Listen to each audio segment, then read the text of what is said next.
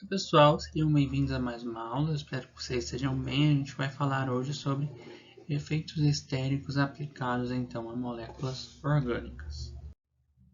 A gente já comentou anteriormente em alguns momentos sobre a formação de ligações covalentes.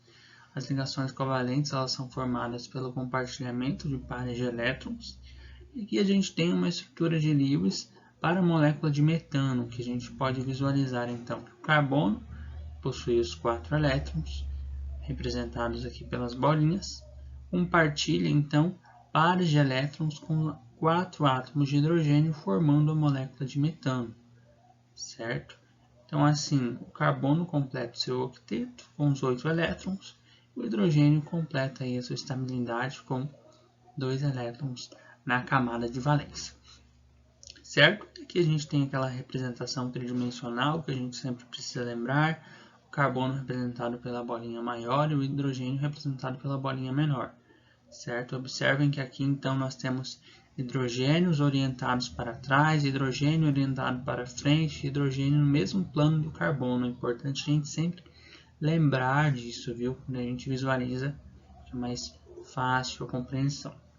Mas voltando a nossa discussão sobre a formação de ligações covalentes, a gente já sabe também que as ligações covalentes elas são formadas a partir, basicamente, a partir da sobreposição de orbitais. Então aqui a gente tem um orbital P do carbono e aqui a gente tem um orbital S do hidrogênio. Quando esses orbitais se sobrepõem, então, a gente tem a formação aí de um orbital molecular, certo?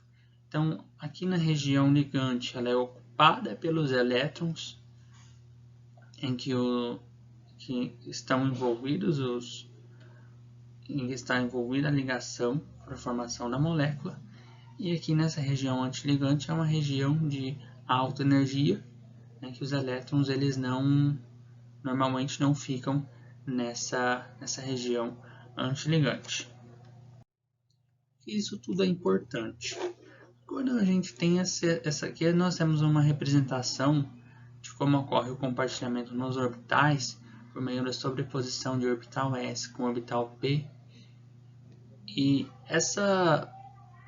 quando ocorre essa sobreposição de orbitais, nós temos então que os elétrons envolvidos na ligação, eles não influenciam somente naqueles átomos em que eles estão ligando na molécula. A gente entende hoje, por meio de duas teorias, a teoria de ligação de valência e principalmente a teoria do orbital molecular, que cada elétron envolvido nas ligações entre átomos para formar a molécula, ele influencia não só na ligação em que ele faz parte, mas ele influencia em toda a molécula, formando aí as nuvens eletrônicas. Qual que é a importância, então, da gente conhecer aí um pouco sobre essas estruturas de nuvens eletrônicas? Quando a gente tem aqui uma molécula um pouco maior, que é esse caso nós temos uma molécula com 1, 2, 3, 4, 5, 6, 7, 8 átomos de carbono e um átomo de cloro, essa molécula está interagindo aqui com um ácido bromídrico. Digamos que esse ácido bromídrico ele quer interagir com este carbono aqui, com este carbono que está nesta posição. Se esse ácido bromídrico ele precisa interagir com este átomo de carbono aqui, o que acontece? A gente precisa pensar em duas situações. Ele pode entrar por aqui ou ele pode entrar por baixo, certo? Mas a segunda opção a gente já exclui de cara. Por quê? Como o cloro ele é muito eletronegativo e o bromo também é muito eletronegativo, o que acontece? A gente tem uma alta densidade eletrônica nessa região. Então a gente tem, se o ácido bromídrico, em razão do bromo ser muito eletronegativo, se aproximar da molécula nas proximidades da ligação do cloro, o que vai acontecer? Vai ocorrer a repulsão de elétrons do bromo e do cloro e não vai haver uma aproximação efetiva. Por outro lado, se essa molécula tenta se aproximar por cima, o que vai acontecer? quando essa molécula tenta se aproximar por cima, ela sofre o que a gente chama de impedimento. O que seria esse impedimento? A gente tem colisão entre as nuvens eletrônicas.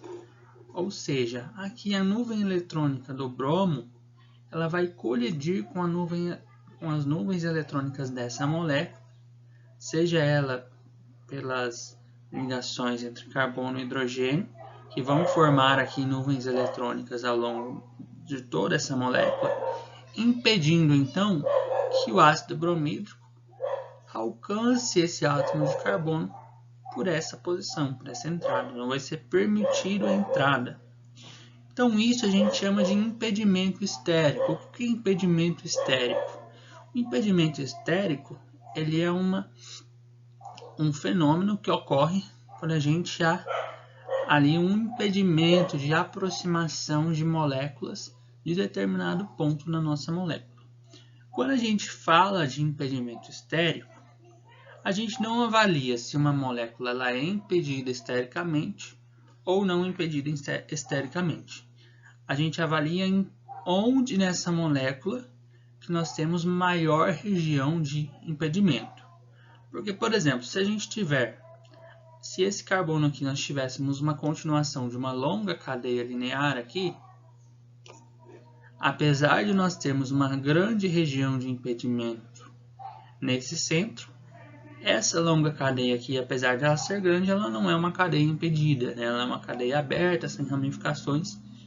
Então, tenham em mente que quando a gente vai analisar o impedimento estérico de uma molécula, o nosso foco não é dizer se a molécula é impedida ou não impedida. Nosso foco é dizer onde há o possível impedimento estérico nesta molécula. Qual a região que é estericamente impedida nessa molécula. É isso que a gente tem que avaliar. Então, se a gente tem uma molécula pequena, que é o caso do metano, voltando ao metano, é uma molécula pequena, uma molécula aberta, não tem um excesso de ramificações, ela é uma molécula que a gente não nota impedimentos nessa estrutura.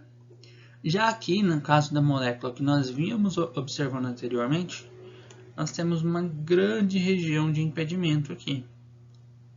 Então, nós temos que esta molécula é uma molécula que possui uma região estericamente impedida, certo?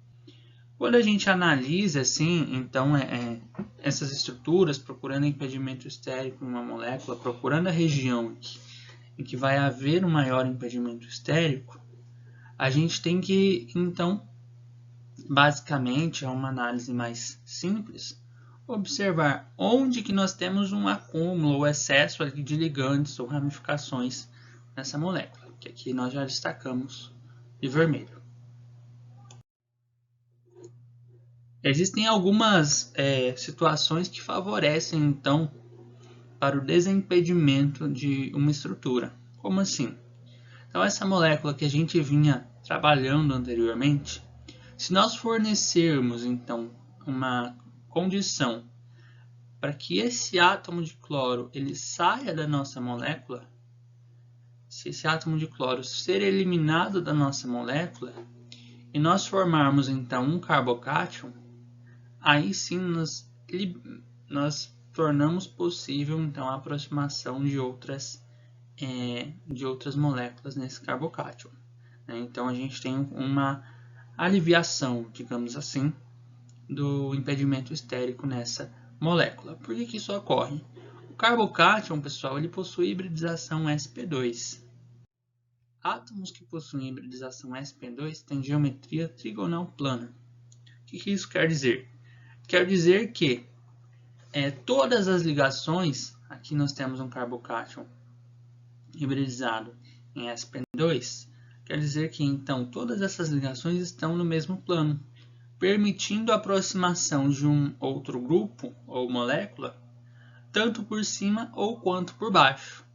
Então a presença de um carbocátion, uma molécula, ele alivia o impedimento estérico comparado quando essa molécula não possui o carbocátion. Então essa seria uma forma ainda a gente aliviar o impedimento estérico daquela molécula que a gente vinha estudando anteriormente.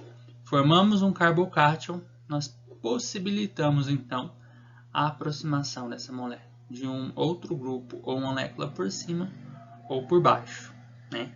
Tendo em mente que as moléculas são estruturas tridimensionais. Se ela está em uma geometria trigonal plana, então a gente possibilita, né, esse ataque, esse alcance molecular pelas superfícies por cima ou por baixo, como a gente demonstra aqui nas setas, certo? E aí, nesse caso, a gente não tem esse carbocátion que a gente vinha analisando, ele não era um carbono quiral. Mas, obviamente, né, se a gente tivesse, então, 4 ligantes diferentes, aqui a gente formaria pares de enantiômeros. É importante a gente sempre lembrar. Por quê? Porque aqui a gente teve uma aproximação por cima e aqui nós tivemos uma aproximação, um átomo se aproximando por baixo. E aí, quando a gente fizesse a análise dessa molécula e a disposição espacial dos seus ligantes, se eles fossem diferentes, a gente teria aí a formação de isômero R e isômero S. Como nesse caso a gente não tem um carbono quiral, então a gente não observa a formação de enantiômeros. Então, vamos fazer um exercício, vamos avaliar o impedimento dessas moléculas. Então, o primeiro caso é esse aqui. Se a gente observar essa molécula, ela impede aí a aproximação, principalmente de outras moléculas. Neste carbono aqui, seria uma região muito impedida, certo? Então, se a gente tem alguma reação, ou se a gente tem alguma necessidade de alcançar a este átomo de carbono, a gente pode observar que a disposição espacial das nossas ligações, ela não favorece a aproximação de outras moléculas ou outros grupos químicos nesse carbono aqui. A gente teria que trabalhar outros mecanismos para alcançar este carbono aqui. Nesse exemplo, então, a gente tem uma molécula que ela tem uma porção linear mais aberta, mas ela tem uma porção também mais ramificada, tá? Então, aqui nessa região linear, apesar de ela ser uma estrutura um pouco maior, a gente não observa um impedimento estérico em si nessa região. É uma região grande, pode influenciar aí se a gente estiver falando de reatividade, mas a gente está falando aqui apenas de impedimento estérico. Onde que a gente observa impedimento maior aqui nessa molécula? Nessa região, né? A gente observa, a gente tem ali ramificações e a gente tem, quando a gente observar a distribuição desses hidrogênios ao longo das ligações, a gente vai ter então interação, né, entre os hidrogênios desse carbono e desse carbono aqui. Então a gente observa assim que essa molécula possui essa região de impedimento. Já essa molécula aqui, esse nosso terceiro exemplo, ela é uma molécula aberta, mas ela não é uma molécula que apresenta um impedimento estérico, não. Logicamente, como eu já falei anteriormente, ela é uma molécula grande, então dependendo da análise que a gente estiver fazendo, se a gente estiver fazendo uma análise de influência ali no meio reacional, ela pode influenciar sim. Mas como a gente está observando apenas pontos e regiões dessa molécula em que há impedimento estérico, essa molécula não seria uma molécula estericamente impedida, tá bem? Qual é a importância da gente estudar tudo isso? Porque, gente, quando a gente trabalha reações químicas, a gente precisa ter esse olhar, a gente precisa ter um cuidado muito grande se o carbono ele é um carbono impedido, se o meu carbono que eu quero provocar uma modificação, ele é ou não impedido. Tudo isso vai influenciar aí na forma da reatividade e formação do nosso composto, que vocês estudarão mais à frente aí, lá na Química Orgânica 2, na reatividade de compostos orgânicos, tá bem? Então esse treino é essencial para a gente fazer, tá? Observar toda vez agora que vocês observarem uma estrutura orgânica, batam aí o olho pensando, olha, este é um carbono que dificilmente a gente terá uma molécula se aproximando dele. Por quê? Porque a gente tem aqui muitas interações de grupos próximo a ele. Então há um impedimento aqui.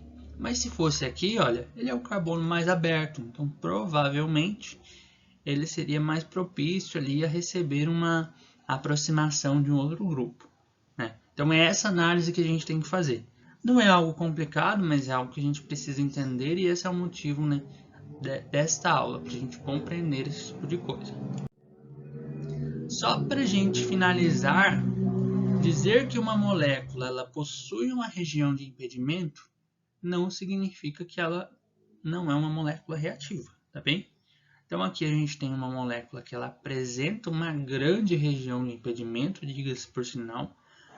A gente tem aqui carbonos orientados, né, em grande parte aqui nesse ciclo, mas essas ligações duplas aqui, elas favorecem aí a ocorrência de certas reações que vocês devem estudar mais para frente na Química Orgânica 2, não é o nosso foco agora.